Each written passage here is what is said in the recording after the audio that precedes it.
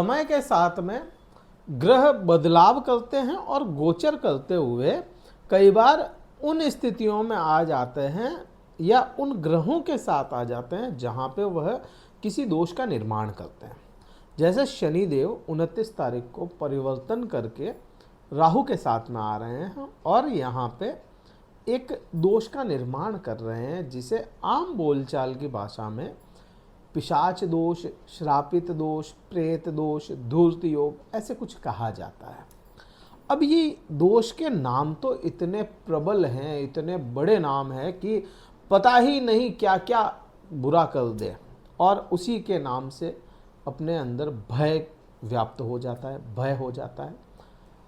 क्या सच में ये दोष इतना बुरा असर, देखो असर आता है बुरा, लेकिन क्या सच में इस बार जो ये योग बन रहा है इतना बुरा असर लेकर के आएगा? और क्या सच में इतना बुरा असर आता है क्या? मैं तो कहता हूँ हाँ बुरा योग है, लेकिन क्या सच में इतना बुरा असर लेकर के आता है कि आपको बर्बाद ही कर दे? यही इस वीडियो में जानने वाले हैं। नमस्कार मित्रों, मैं भानु प्रकाश शर्मा, एस्ट्रो भानु शर्मा चैनल में आपका हार्दिक अभिनंदन करता हूँ। बात वृषभ राशि की। वृषभ राशि पे ये योग क्या असर लाएगा, योग में बल कितना है? सबसे पहली बात तो यही समझनी पड़ेगी कि इस योग में, कोई भी योग बन रहा है उसमें अगर बल होगा तभी तो वो असर लाएगा। कोई ग्रह है परिवर्तन कर रहा है, क्या परिवर्तन करते ही वह आप पे प्रभाव ला करके दे देगा? नहीं, बल होगा तभी तो आएगा। और कोई भी ग्रह होता है उसके बल अपन कहाँ से देखते हैं? उसकी जो अंश है उससे बल देखा जाता है, तभी तो उसको अंश बल कहा जाता है। आम बोलचाल की भाषा में डिग्रीज, अगर किसी ग्रह की डिग्री बहुत ज़्यादा बढ़ गई, बहुत ज़्यादा मीन्स 27, 28, 29, तो क्या ही प्रभाव है। और बहुत ज़्यादा कम है, बहुत ज़्यादा कम है 3 डिग्री, 4 डिग्री या कहूँ 2 डिग्री, 1 डिग्री, 0 डिग्री, तो क्या ही बल है? बल नहीं है। अब किसी ग्रह के पास में बल नहीं है तो वह प्रभाव कैसे लाएगा? सबसे बड़ी बात यहाँ पे देखो, राहु ग्रह कुछ दिन पहले नक्षत्र का परिवर्तन किया। राहु ग्रह ने परिवर्तन किया पूर्वा भाद्रपद नक्षत्र में, ठीक है, पूर्वा भाद्रपद नक्षत्र। शनि ग्रह अभी कहाँ पे है?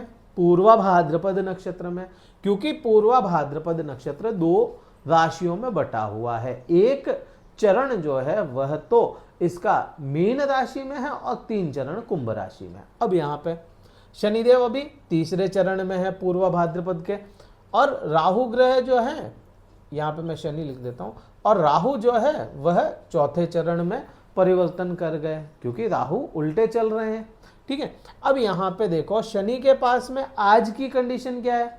29 डिग्री के आसपास बल है, 29 डिग्री और कुछ कलाएं। शनिदेव 29 तारीख को ही परिवर्तन करेंगे 0 डिग्री बल के साथ में। राहु के पास में आज की कंडीशन में बल क्या है? 3 डिग्री। मतलब ये क्या हुआ? कमजोर। ये कमजोर है और ये भी कमजोर ही है।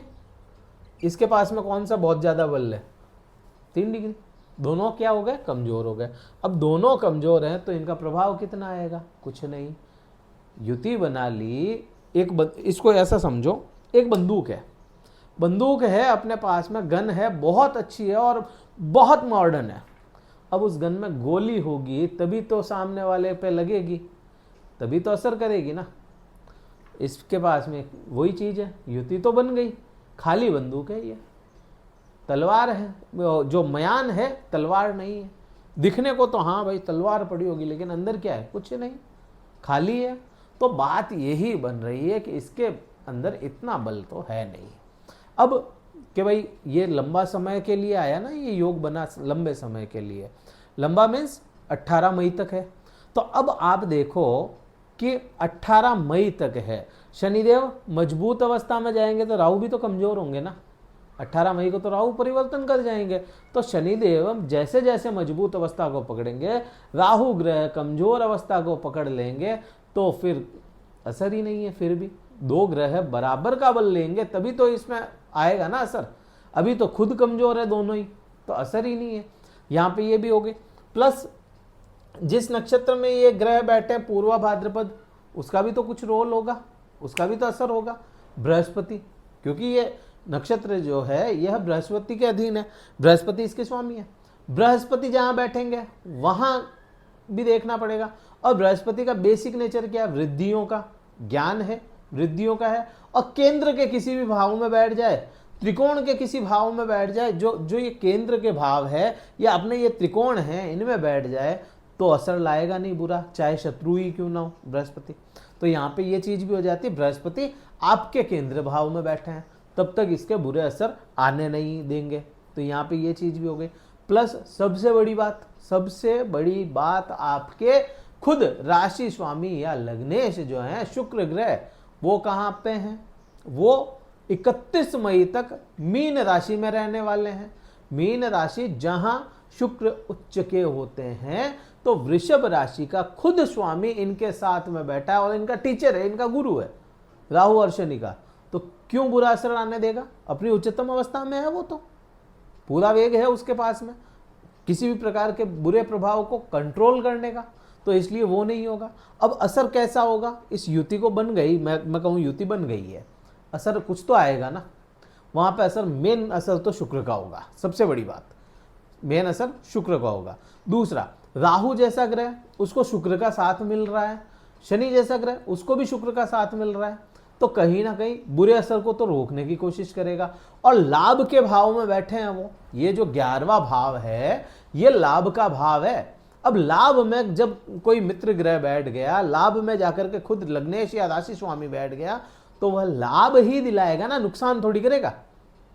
आप अपने घर में बैठ गए, आपको पता है कि इस जगह पे जाकर के मैं लाभ ले सकता हूं, तो आप लाभ ही लेकर के आओगे ना, घाटा थोड़ी खा के आओगे अगर आपको पता है तो वही चीज यहाँ पे कंडीशन बन रही है। शुक्र ग्रह लाभ दिलवाने की कोशिश करेगा, राहु और शनि को मैनिपुलेट करेगा क्योंकि उनका गुरु है। तो यहाँ पे ये चीज भी बन गई। लाभ किसी भी प्रकार का आपको मिलना है इस समय में, सबसे बड़ी बात तो ये है। डरना, जो ये बता रहे हैं ना इतना बुरा उतना बुरा, बुरा तो कुछ होगा नहीं, उल्टा लाभ ही मिलेगा। यहाँ पे ये चीज बन रही है। फिर आप देखो, इसकी राहु की दृष्टि देखनी पड़ेगी अपने को, क्योंकि राहु ही मेन है। अभी 3 डिग्री पावर है, बहुत ज्यादा नहीं लेकिन है तो सही। शनि के पास तो कुछ नहीं है बल, अभी जैसे बढ़ता जाएगा तब देखा जाएगा। लेकिन राहु की दृष्टि देखें, राहु की दृष्टि कहाँ पे? पराक्रम भाव पे। पराक्रम भाव क्या है? दिखावा है, दुनिया का दिखावा है। आप क्या हैं और क्या दिखा रहे हैं, जैसा चाहते हैं ना वैसा दुनिया को दिखा सकते हैं। यहाँ पे ये वृषभ राशि को मिलेगा। सोशल लाइफ में कहीं ना कहीं आपका प्रभाव तेज रहेगा, ये भी तो यहाँ पे असर देखने को मिलेगा। हाँ, रोजमर्रा की इनकम थोड़ी कमी देखने को मिल सकती है, लेकिन बुरा असर तो नहीं है वहाँ पे। थोड़ी कमी, पूरी कमी नहीं है, थोड़ी कमी देखने को मिलेगी। अब इसी का असर देखो, अब यहीं से दृष्टि संबंध जो है इन्हीं ग्रहों के, शनि के भी, राहु के भी, शुक्र के भी, आपके कहाँ चले गए? 5वें भाव पे। प्रेम प्यार का जो भी आपको समस्याएं थी, जो भी प्रेम प्यार की समस्याएं थी, साम दाम दंड भेद करके उन समस्याओं से निकल जाएंगे। अगर आपके कोई झगड़ा लग गया आपस में, जो आप कपल हैं, लव बर्ड्स हैं, उनके अगर झगड़ा लग गया तो उसको ये कम कर देंगे। साम दाम दंड भेद कैसे भी करके कर लेगा। यहाँ पे ये चीज भी है। संतान का सुख मिलेगा, संतान का सुख मिलना, लग्नेश खुद देख रहा है 5वें भाव को, तो संतान का सुख देने का भी ये योग बनता है। आपके संतान कंसीव नहीं हो रही थी, उसमें भी योग पूरा बन रहा है। प्लस संतान है और वो आपके कहे में नहीं थी, तो कुछ ऐसा काम करेगी कि आपको अच्छा महसूस होगा, ये भी यहाँ पे बनता है। शर्त यही है, कुंडली में आपका शुक्र अच्छा होना चाहिए, राहु अच्छा होना चाहिए, तो आपको असर मिल जाएगा इसका। फिर अपन देखें राहु की 9वीं दृष्टि। अब राहु की जो 9वीं दृष्टि है वो आपके 7वें भाव पे जाएगी। जिन लोगों को, क्योंकि राहु कमजोर हुआ है, आप ये भी चीज को समझो, राहु की स्थितियां कमजोर हुई है। जिन लोगों को पति पत्नी के संबंधों में समस्याएं देखने को मिली या व्यापार में समस्याएं देखने को मिली पिछले 1.5 साल से, उनके यहाँ पे प्रभाव कम हो जाएंगे समस्याओं के, और पति पत्नी में आपस में संबंध अच्छे हो जाएंगे। मेन प्रभाव तो ये आना है। और बताया क्या, इतना बुरा हो जाएगा? मुझे तो नहीं लगता ऐसा कुछ बुरा, क्योंकि ये युतियां है, ये युतियां समय के साथ में बन जाती है। कई बार बनी है, कोई पहली बार तो बनी नहीं। कई बार ऐसी स्थितियां आती है जब ग्रह इकट्ठे हो जाते हैं एक ही भाव में आकर के, तो यही चीज है, समय के साथ बनता रहता है और वापस ये कुछ दिनों के लिए होता है, फिर वापस सभी ग्रह अलग अलग हो जाएंगे। अभी 5-6 ग्रह इकट्ठे हो रहे हैं 30 तारीख को, तो आप देखोगे 15 अप्रैल के आसपास, 15-16 अप्रैल को सूर्य ग्रह अपनी उच्चतम अवस्था में चले जाएंगे। सूर्य ग्रह निकल गया, चंद्रमा हो रहा है, क्योंकि उस दिन अमावस हो रही है, तो अमावस्या के दिन चंद्रमा और सूर्य एक ही होते हैं। चंद्रमा दूसरे दिन वहाँ से हट जाएगा, सूर्य हटेगा तो फिर बुध ग्रह भी हटेगा वहाँ से। तो कुल मिलाकर के ये जो भी युतियाँ हैं ना, ये समय के साथ बनती रहती है, बिगड़ती रहती है, घबराने की अपने को ज़रूरत नहीं है। सबसे बड़ी बात ये असर तो आपके ऊपर आना है। क्या उपाय करो इस समय में, क्या उपाय करें?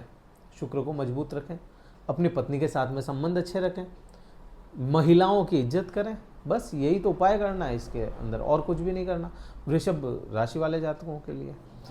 और ये वीडियो अगर अच्छा लगे लाइक कीजिए, शेयर कीजिए, सब्सक्राइब कीजिए। कुंडली विश्लेषण अगर करवाना चाहते हैं, डिस्क्रिप्शन में कार्यालय का नंबर है, व्हाट्सअप नंबर दिए गए हैं, केवल व्हाट्सअप मैसेज करें, अपना शुल्क पता कर लें, स्लॉट बुक करवा लें, फिर मुझसे आप बात कर सकते हैं। इस वीडियो में इतना ही था। जय हिंद, वंदे मातरम, भारत माता की जय।